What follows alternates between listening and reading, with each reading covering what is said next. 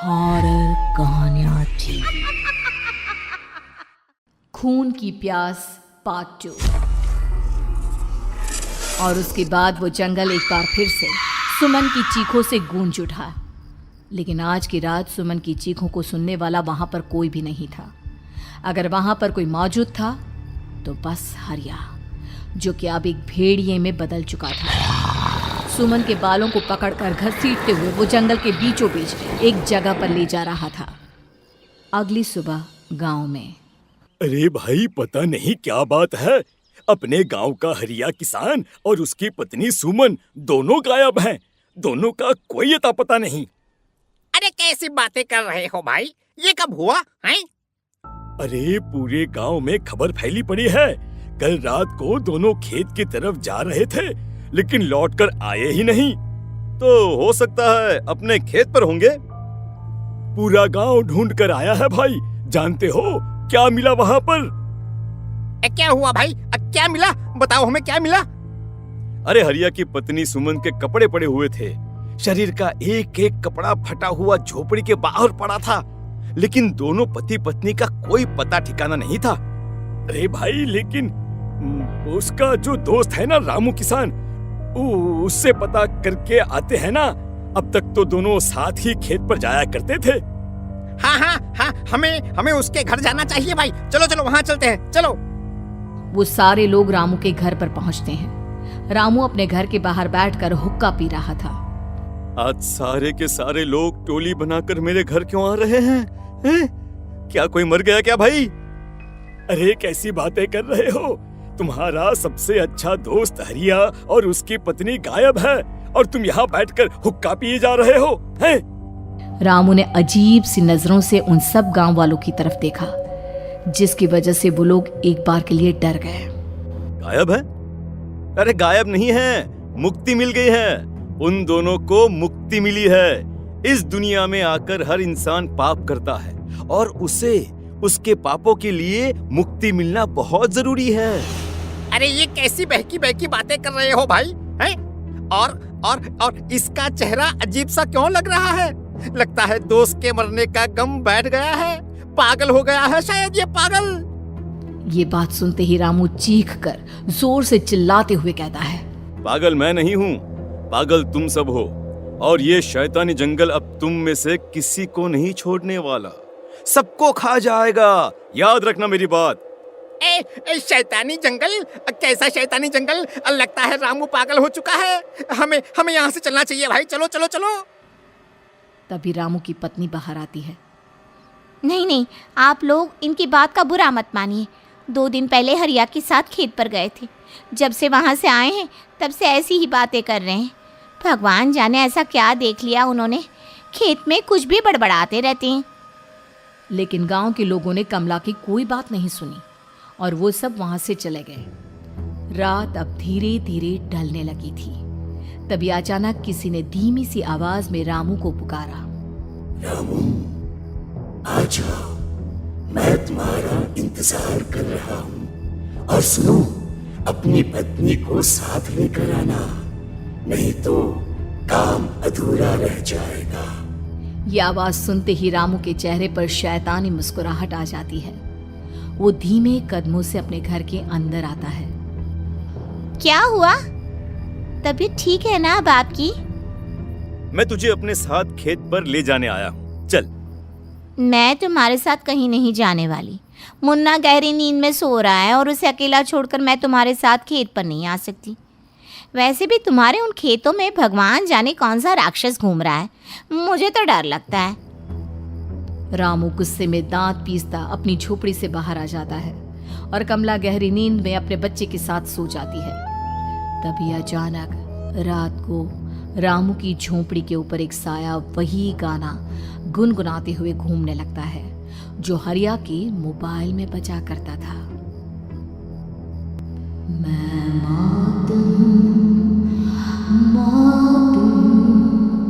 मौत जो पसरी है चारों ओर, जो आएगी कहीं से भी निगल जाएगी सबको।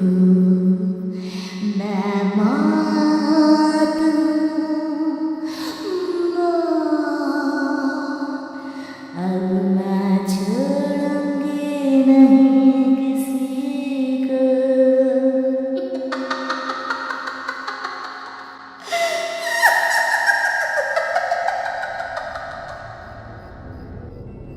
ये आवाज सुनकर रामू की पत्नी कमला की आंख खुलती है और वो देखती है कि उसका मुन्ना अपनी जगह से गायब था। कमला चीखते हुए बाहर दौड़ कर आती है।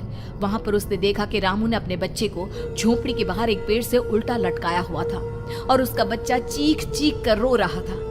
वहीं दूसरी तरफ एक साया बच्चे के ठीक नीचे आग जलाकर उसके चारों तरफ हैवानों की तरफ नाच रहा था। छोड़ दो मेरे बच्चे को। अरे क्या कर रहे हो तुम? शर्म नहीं आती तुम्हें? अपने ही बच्चे को इस तरह मौत के हवाले करते हुए। अपना बच्चा? किसने कहा ये मेरा बच्चा है? अरे ये तो उस रामू की औलाद है, इस गांव के किसान रामू की, और मेरी दुश्मनी इस गांव के हर इंसान के साथ है। क्या? कैसी बात कर रहे हो तुम? और ये औरत कौन है? ये मेरे बच्चे को खा जाएगी। तभी अचानक से उस साया ने एक बेहद खतरनाक दिखने वाली औरत का रूप ले लिया और उसकी आंखों से आग निकल रही थी। सही पहचाना तूने, मैं तेरे बच्चे को खा जाऊंगी। अगर तू अपनी इस हैवान पति रामू के साथ जंगल नहीं आए तो मैं तेरे बच्चे को खा जाऊंगी। लेकिन क्यों? आखिर क्या चाहती हो तुम मुझसे? मुझे जंगल क्यों ले जाना चाहती हो? औरत बुरी तरह से ठहाके मार मार कर जोर जोर से हंसने लगी और साथ में रामू भी। ये तो तुझे वहाँ चलने के बाद ही पता चलेगा ना। अगर तू नहीं आई तो थोड़ी देर में तेरा ये बच्चा आग में जलकर मर जाएगा। चल जल्दी। नहीं, मेरे बच्चे को छोड़ दो। तुम जहाँ कहोगे मैं तुम्हारे साथ चलने के लिए तैयार हूँ। और उसके बाद उस बच्चे को झोपड़ी में लिटाकर आगे आगे वो साया चल रहा था और उसके पीछे पीछे रामू अपनी पत्नी के बाल पकड़कर उसे घसीटते हुए जंगल की तरफ ले गया। जंगल में जाने के बाद, कितनी खूबसूरत हो तुम। आज की रात बस तुम और मैं एक दूसरे के साथ रहेंगे। मुझे तुमसे बहुत डर लग रहा है। तुम्हें क्या हो गया है? तुम तो बिल्कुल ठीक थे। वो होगा जो हमारे बीच होना चाहिए। तो आओ अपने आप को मेरे हवाले कर दो। कमला ने डर की वजह से अपनी दोनों आंखें कसकर बंद कर ली थी। रामू ने बुरी तरह से चीख कर कमला से कहा, आंखें खोलो अपनी और मेरी तरफ देखो। कमला ने जैसे ही अपनी आंखें खोली उसने देखा कि रामू एक खतरनाक खूनी हैवान में बदल चुका था। कौन हो तुम? जाने दो मुझे। क्या चाहते हो मुझसे? वही जो एक आदमी एक औरत से चाहता है। मैं तुम्हारा पति रामू नहीं, बल्कि इस जंगल का एक भेड़िया हूँ, और आज की रात तुम्हारे खून से अपनी प्यास बुझा जाऊं। और उसके बाद वो जंगल कमला की दर्दनाक चीखों से गूंज उठा। अगली सुबह कमला के कपड़े भी जंगल में उसी तरह पाए गए जैसे कि सुमन के पाए गए थे। इस घटना के बाद पूरे गांव में दहशत का माहौल था। अपने माँ बाप की मौत और गांव में हो रहे इस तरह की घटनाओं की खबर सुनकर किशन शहर से गांव लौट आया था। अपने माँ बाप की बेदर्द मौत की वजह से वो बहुत परेशान था। तभी अचानक उसे अपने घर में खाट के नीचे पड़ा हुआ वो मोबाइल फोन मिला जो उसने अपने पापा हरिया को गिफ्ट किया था। अरे कितने प्यार से पापा के लिए मोबाइल फोन लेकर आया था। इसे एक दिन भी काम में नहीं ले पाए। और आखिर कौन है जो गांव में इस तरह की हत्याएं कर रहा है? क्या है इन सब के पीछे? क्या है? मुझे पता करना ही होगा, वरना एक दिन पूरा का पूरा गांव खाली हो जाएगा। इस गांव में एक भी जिंदा इंसान नहीं बचेगा। गांव के लोगों की मदद करने के इरादे से किशन अपने गांव से दूर एक दूसरे गांव में बहुत बड़े तांत्रिक के पास मिलने के लिए गया। तांत्रिक बाबा, अब आप ही कुछ उपाय बता सकते हैं। भगवान जाने हमारे गांव को किसकी नजर लग गई है। नजर नहीं लगी है, किसी ने तुम्हारे गांव को बद्दुआ दी है। किसी सताई हुई आत्मा का प्रकोप है और अब वो पूरे गांव में किसी को नहीं छोड़ेगी जब तक उसकी आत्मा को शांति नहीं मिल जाती। अरे लेकिन ऐसा कौन है बाबा? किसकी आत्मा है और कैसे मिलेगी उसे शांति? मौत है मौत, कहीं से भी आएगी और सबको निगल जाएगी। इससे बचने का सिर्फ एक ही उपाय है, लेकिन उस उपाय को करना आसान नहीं होगा। जो भी उस उपाय को करने की कोशिश करेगा उसकी जान जा सकती है। भले ही मेरी जान चली जाए, लेकिन मैं अपने गांव के लोगों की जान बचाने की पूरी कोशिश करूंगा बाबा। तो ठीक है, फिर अगली अमावस की रात जैसा मैं कहता हूँ वैसा ही करना। अमावस की रात तांत्रिक के बताए अनुसार किशन अपने साथ केरोसिन लेकर जंगल की तरफ चल पड़ा। उसके हाथ में देवी के मंदिर का सिंदूर भी था। किशन जंगल के बीचों बीच पहुंचा। ये देखकर उसकी आंखें फटी की फटी रह गई। वहां एक उबलते पानी का तालाब था और कई लोगों की लाश लटक रही थी। किशन के माँ बाप की लाश भी वहीं थी। माँ, बापू, क्या हो गया? ये क्या हो गया? तभी वहां पर एक औरत और आदमी आते हैं। उन्हें देखकर किशन चौंक जाता है। गोपाल काका, आपकी तो 5 साल पहले मौत हो गई थी। और निर्मला काकी, आप? मौत तो हो गई थी, लेकिन तुम ये नहीं जानते कि हमारी मौत कैसे हुई थी। क्या कहना चाहते हैं आप? कुछ नहीं, बस ये जान लो कि अब इस गांव में कोई जिंदा नहीं बचेगा। लेकिन क्यों काकी? क्योंकि 5 साल पहले इन गांव वालों ने मुझे डायन बताकर पत्थर मार मार के मार डाला। मेरी कोई गलती नहीं थी। गांव का एक बच्चा क्या लापता हुआ, सारा इल्जाम मेरी पत्नी पे डाल दिया।